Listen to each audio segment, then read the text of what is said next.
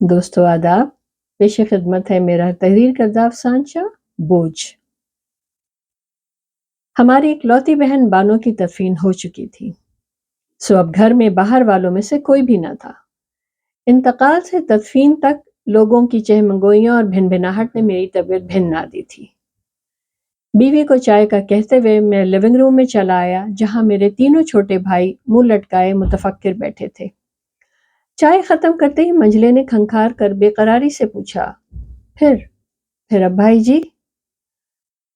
پھر اب میں نے تھوڑی پر ہاتھ پھیرتے ہوئے کہا، بھائیو، بانو تو بلا شبہ ماری گئی ہے، مگر سوچ لو، اگر بہنوئی پر قتل کا پرچہ کراتے ہیں تو بن ماں کے 5 بچے ہمیں آپس میں بانٹنے پڑیں گے، اور ہمارے اپنے 100 جھمیلے ہیں، کنبا بڑا اور کام مندہ۔ تینوں بھائیوں نے بیک وقت کہا، جی بھائی جی، مٹی پاؤ، اب بھلا گڑے مردے اکھیڑنے سے کیا حاصل؟ از قلم شاہین کمال۔